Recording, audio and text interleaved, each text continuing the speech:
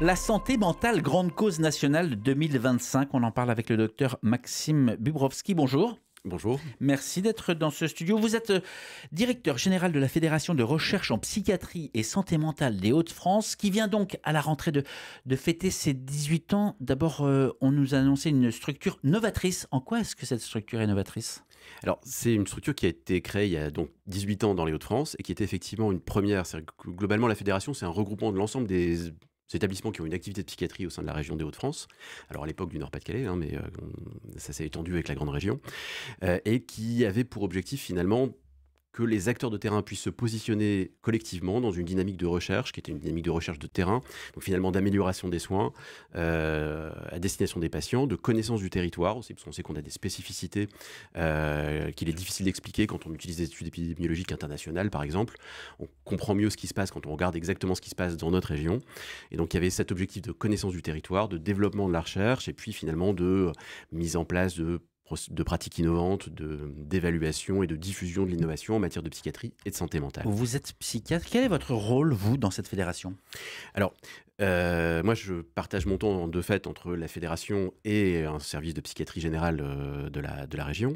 Et au sein de la fédération, mon rôle en tant que directeur, c'est assurer le fonctionnement de cette fédération, finalement, et en particulier de pouvoir avoir un rôle de pilotage, d'organisation de la stratégie de recherche et de m'assurer que tout le monde participe finalement et que l'ensemble des établissements et des professionnels participent à cette activité de recherche et d'amélioration des soins en matière de psychiatrie. Et vous êtes aussi le porte-parole pour dire qu'il manque des moyens, j'imagine. Alors ça peut être aussi l'occasion effectivement de faire passer des messages, même si ma fonction est dans cette perspective de soutien de la recherche. Clairement, le sujet peut être assez souvent de pouvoir discuter de comment se passent les choses de manière concrète dans les services de psychiatrie. Le baromètre de Santé publique France, publié en octobre, au sujet des 18-80 ans. En 2024, 6,5% de ces adultes, dans les Hauts-de-France, déclaraient avoir eu des pensées suicidaires au cours des 12 mois précédant l'enquête. C'est bien au-dessus des 5,2 nationaux. Et 6,7% de ces adultes ont déclaré avoir fait une tentative de suicide durant leur vie. C'est beaucoup plus que les 5,4 au niveau national. Qu'est-ce qui se passe dans les Hauts-de-France ? Alors c'est une grande question. Alors, pour reglobaliser un peu, on sait que d'une manière générale, les indicateurs de santé dans les Hauts-de-France sont plutôt la plupart du temps, pas forcément de manière globale, mais dans beaucoup de situations plutôt plus mauvais qu'au national. Et ça, c'est quelque chose qui est connu en dehors de la psychiatrie, en matière de médecine en général. Ça se concerne également les questions de psychiatrie, et en particulier la question des troubles de l'humeur, du risque suicidaire. On sait qu'effectivement la région est plutôt en difficulté par rapport à la moyenne nationale, étant entendu que la moyenne nationale française n'est pas forcément non plus formidable au regard des éléments internationaux à pays comparables. C'était justement un des objectifs aussi de la création de la fédération il y a 18 ans, de pouvoir dire, voilà, on sait qu'on a une région qui est en difficulté, en particulier dans la mise en œuvre des soins, parce qu'on a une population qui est particulièrement fragile, et de pouvoir réfléchir à l'amélioration de ces indicateurs. Sur la question de la prévention du suicide et la prise en charge du suicide, je pense qu'il faut souligner quand même que la région des Hauts-de-France est une région qui a été particulièrement innovante, alors en partie justement grâce à l'action de la fédération, mais aussi grâce au dynamisme des acteurs de terrain et des professionnels de terrain. On a mis en place progressivement dans la région des dispositifs très spécifiques de prévention du suicide. Alors on peut parler Par exemple, de vigilance, qui est un dispositif de recontact des suicidants, de Papageno, qui est un programme de prévention de la contagion suicidaire et qui s'adresse particulièrement aux médias, des programmes d'un certain nombre de programmes d'évaluation et de formation qui ont été mis en place et développés de manière pionnière dans les Hauts-de-France, et qui sont aujourd'hui des dispositifs qui ont des envergures, des mises en place et un impact national, on va dire. Mais vous pouvez en mesurer les fruits positifs ?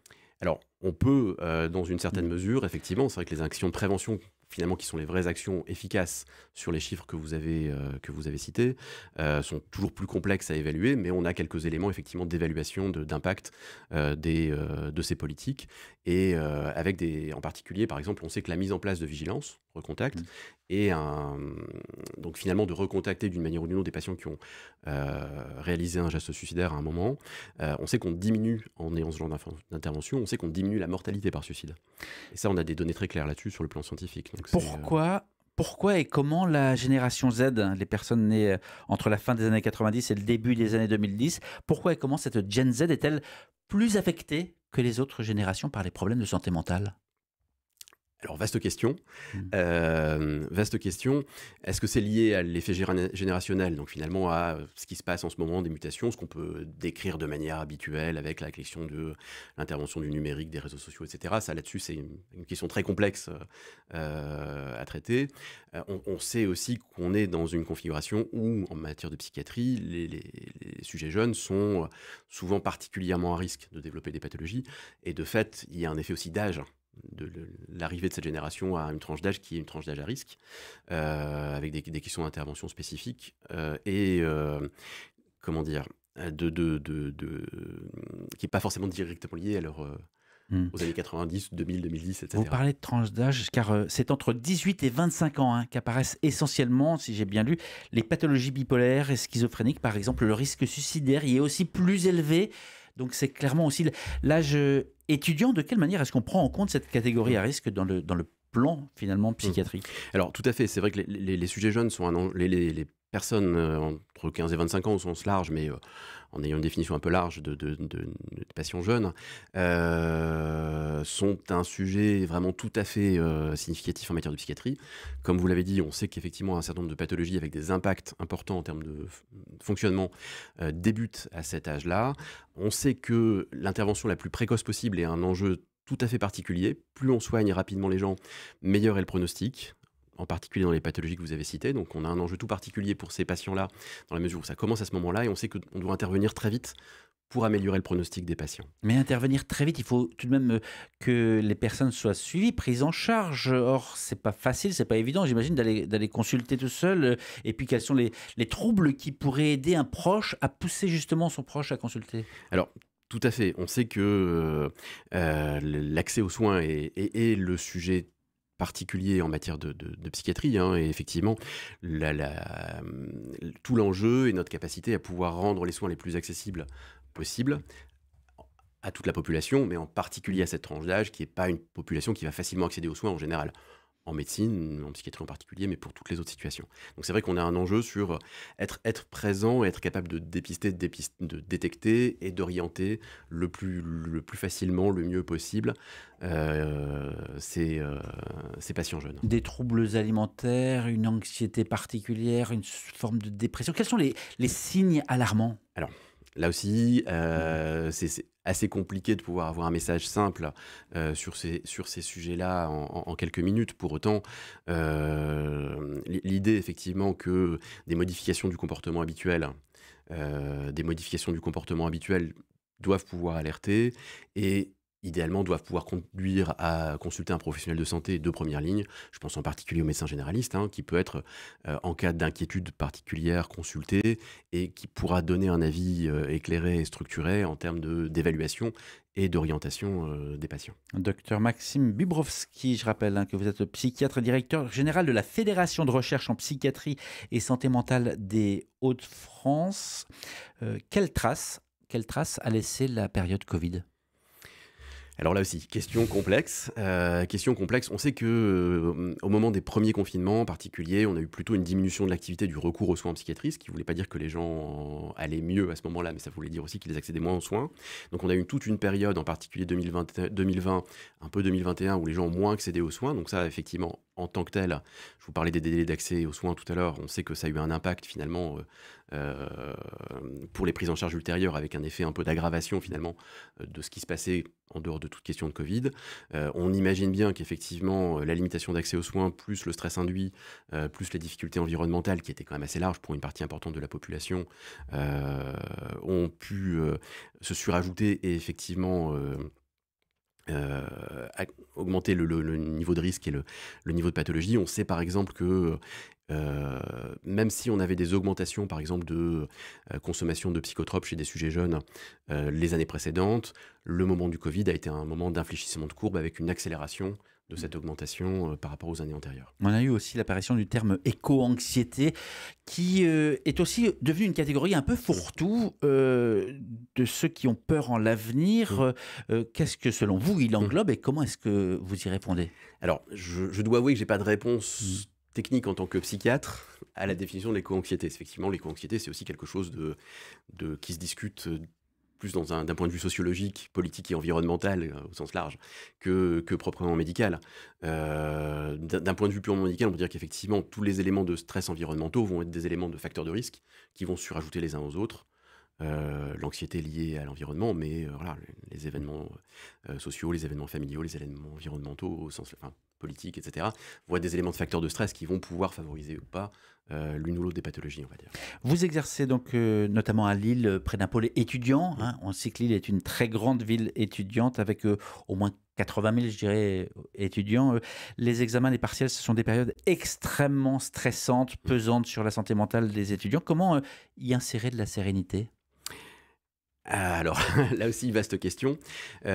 Juste peut-être si je peux me permettre, finalement, on a quand même deux sujets différents. Il y a la question de l'accès aux soins des étudiants, parce qu'on sait que par ailleurs, c'est une population qui reste quand même très à risque, à la fois pour les questions d'âge dont on a parlé tout à l'heure, mais aussi, il y a aussi des facteurs de risque spécifiques aux étudiants en termes de pathologie psychiatrique, et donc avec un enjeu tout particulier pour une intervention spécifique auprès de ces étudiants. Et puis après, on a des éléments qui sont des éléments un peu plus généraux, à savoir, effectivement, comment organiser les choses ou comment proposer des choses qui sont de l'ordre plutôt de l'environnement du bien-être pour permettre aux étudiants de vivre sereinement leurs études, qui sont un peu en dehors du champ de la médecine en tant que telle.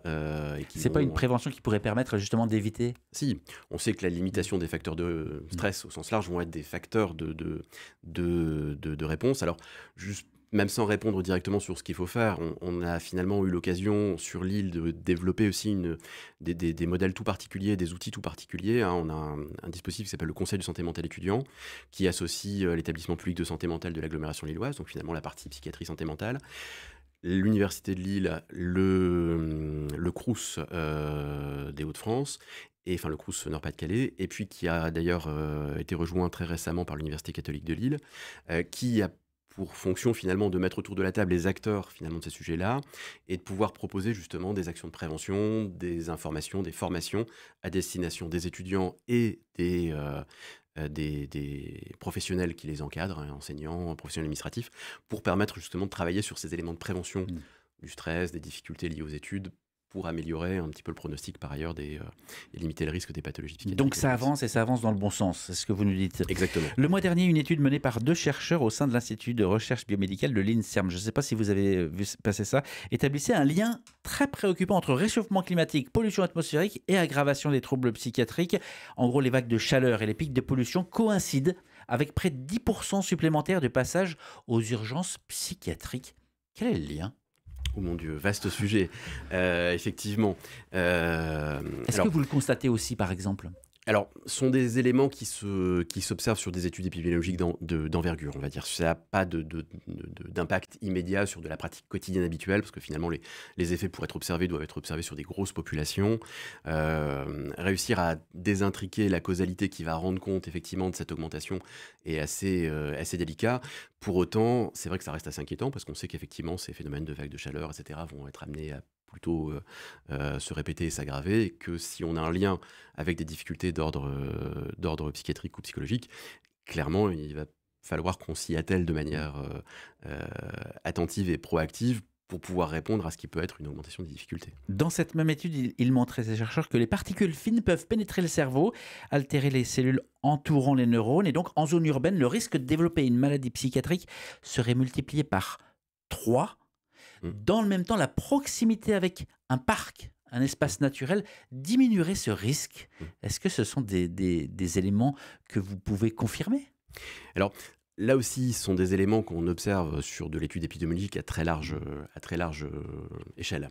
Difficile à voir de l'ordre individuel. Pour autant, là aussi, ça veut dire que dans nos politiques de prévention et d'intervention préalable, de promotion de la santé, etc., il y a tout un champ qu'on investissait assez peu aujourd'hui et qui est un champ très politique, à savoir quelle interface on a avec les structures politiques locales, la question de la politique de la ville, la question de l'urbanisme, de l'organisation. Ça pourrait ouvrir à tout un tas de sujets extrêmement intéressants sur comment finalement le lieu de vie, l'environnement, la ville peut être un facteur soit d'aggravation ou au contraire de prévention en matière de psychiatrie et de santé mentale. Docteur Bibrowski, du concret concernant le fait que, par exemple, il est quasiment impossible de faire soigner une personne contre son gré, mais alors il est en revanche bien possible d'aider, de conseiller, d'accompagner. Quels sont les signes inquiétants ? À partir de quand est-ce qu'il faut consulter et comment ? Quels sont les mots quels sont les mots à prononcer pour permettre à une personne de consulter? Alors, effectivement, c'est toujours complexe quand on est proche de quelqu'un qui inquiète, j'allais dire, où on se préoccupe, et c'est logique de se préoccuper de la santé de ses proches en général, hein. Et effectivement, en matière de psychiatrie, on est sur des choses qui peuvent être quelquefois assez difficiles à repérer, assez difficiles à identifier, et quelquefois difficiles, une inquiétude qui va être difficile à communiquer. Dans l'immense majorité des cas, il faut quand même avoir en tête que l'accès aux soins peut se faire. C'est-à-dire qu'effectivement, globalement, de pouvoir s'adresser à ses proches, quels qu'ils soient, et de leur proposer de les accompagner ou de les aider à accéder à des soins. Je vous parle du médecin généraliste. On peut parler appeler aussi, contacter le 3114 ou Mais des est-ce que le services de ce médecin type-là. généraliste, le médecin traitant est dans la chaîne réellement ou est-ce que... Le médecin généraliste est dans la chaîne. Et je pense que c'est un accès important parce que c'est souvent quelqu'un qui est repéré de manière positive par l'ensemble de la famille et qu'on va aller consulter de manière assez déstigmatisée et assez simple. Donc c'est quand même un abord de première ligne important et pouvoir finalement amener son conjoint, enfant, parent, vers le médecin généraliste, ça me semble être le conseil de première ligne et le plus simple. Après, c'est vrai on peut avoir des situations où il est compliqué d'arriver aux soins avec des gens qui vont être un peu plus opposants. Là aussi, l'essentiel est de pouvoir garder le lien, le contact et de pouvoir discuter progressivement de quel abord peut être fait. Ce sera ma dernière question. Si je comprends bien ce que vous venez de dire depuis tout à l'heure, c'est que la prévention existe, les outils existent, il ne faut pas hésiter à les utiliser, même si ça peut paraître un peu tabou, un peu délicat. Tout à fait. Les outils de prévention, c'est-à-dire que finalement, en amont, des problématiques de santé existent et sont toujours à développer et à parfaire, mais on a des outils d'organisation avec les mairies, je vous parlais de l'université, etc., enfin, qui sont conjoints et qui permettent d'avoir des vraies politiques de prévention aujourd'hui. Je pense au conseil de santé mentale, etc. Mais, et on a par ailleurs, effectivement, des questions d'accessibilité aux soins et effectivement, des possibilités pour accéder aux soins. J'ai insisté peut-être un peu lourdement sur la question des médecins généralistes, mais je pense que c'est un message important. On a des numéros, je vous parlais le numéro national de prévention du suicide, hein, le 3114, qui est aussi très facile d'accès et qu'il faut pouvoir déclencher et utiliser le plus rapidement possible quand on a un doute. Si on a un doute, après les professionnels, charge aux professionnels d'orienter, de rassurer ou pas et d'organiser les soins si besoin. Docteur Maxime Bubrowski, directeur général de la Fédération de recherche en psychiatrie et santé mentale des Hauts-de-France. Merci d'avoir pris le temps de répondre à ces questions. Merci à vous. L'entretien va être à retrouver sur la page YouTube d'RCF Hauts-de-France et sur le site rcf.fr, région Hauts-de-France.